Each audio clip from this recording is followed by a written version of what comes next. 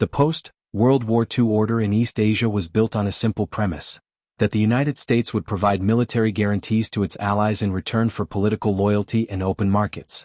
This arrangement allowed Japan and South Korea to focus on economic growth while outsourcing much of their defense. But times have changed.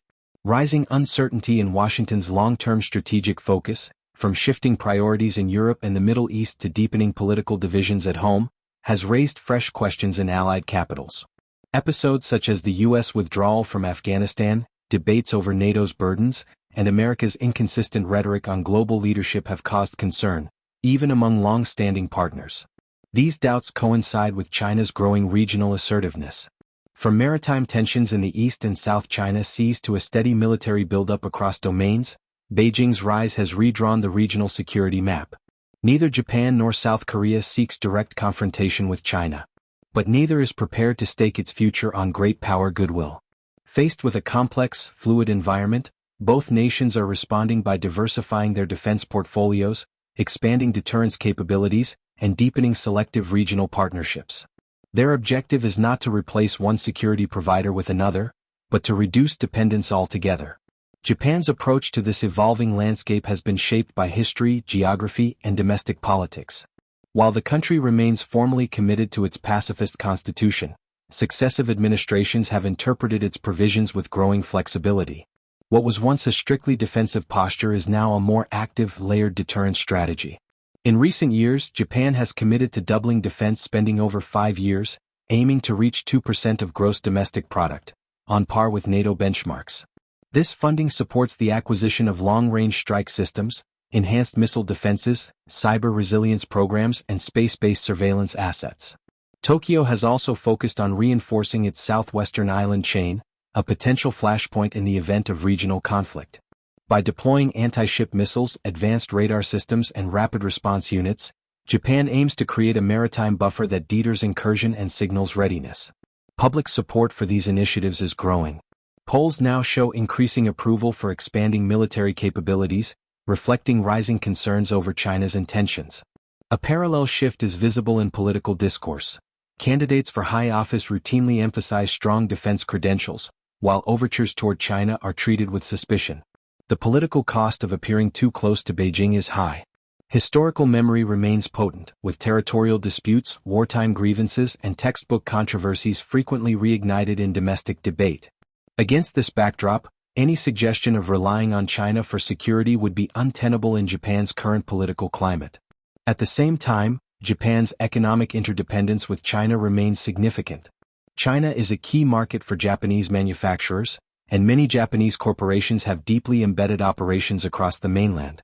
This commercial reality has led to a dual-track policy: deepen resilience at home while maintaining pragmatism abroad. Japan is gradually decoupling in sensitive sectors, such as semiconductors, energy infrastructure, and critical minerals, without pursuing broad disengagement. The message is clear: economic cooperation is welcome, but it will not override national security priorities. This careful calibration allows Japan to benefit from China's economic scale while limiting strategic exposure.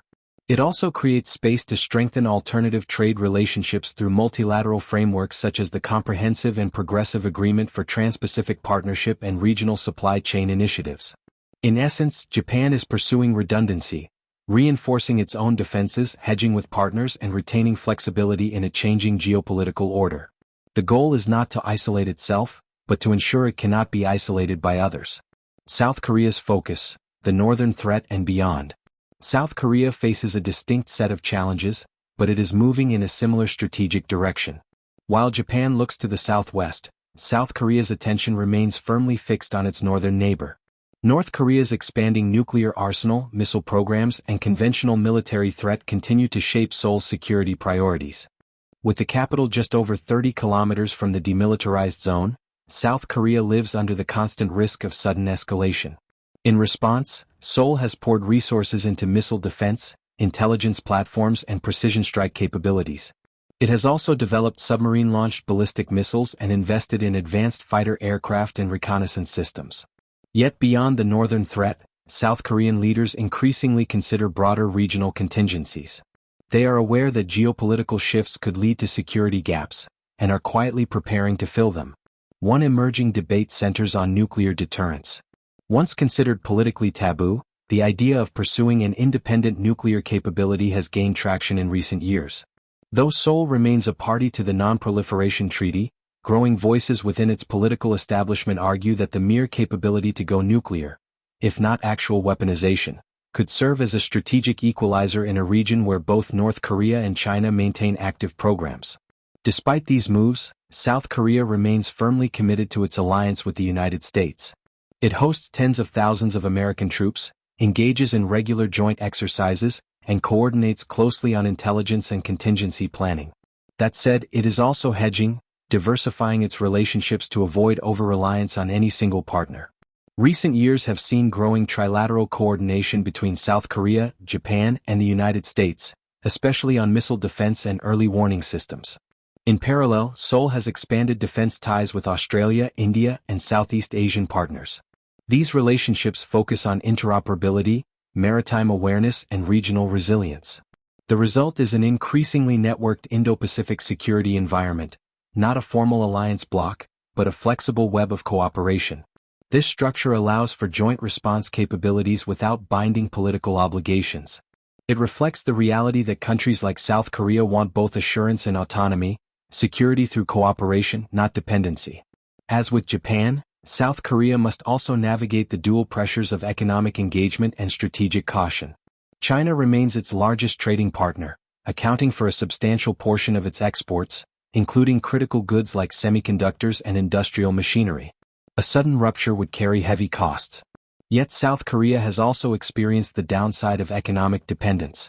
In the aftermath of its decision to deploy the US-made THAAD missile defense system in 2017, Beijing responded with unofficial sanctions, hitting South Korean companies, tourism, and cultural exports. That episode served as a stark reminder of how economic tools can be used to exert political pressure. In response, Seoul has invested in diversifying trade relationships, joining regional and global supply chain initiatives, and seeking greater technological independence in key industries. At the same time, it continues to engage diplomatically with China, recognizing that proximity, trade, and regional stability require ongoing dialogue. This is the essence of South Korea's strategy: avoid provocation but prepare for disruption. Engage where interests align but resist coercion. Build bridges where possible but reinforce borders when necessary. In the face of growing uncertainty, Japan and South Korea are not abandoning their alliances, nor are they racing toward new strategic patrons. Instead, they are pursuing a quiet but deliberate transformation, building national resilience, cultivating regional partnerships, and adapting to a world where traditional guarantees may no longer suffice. Their strategies are not about confrontation or alignment, but about options.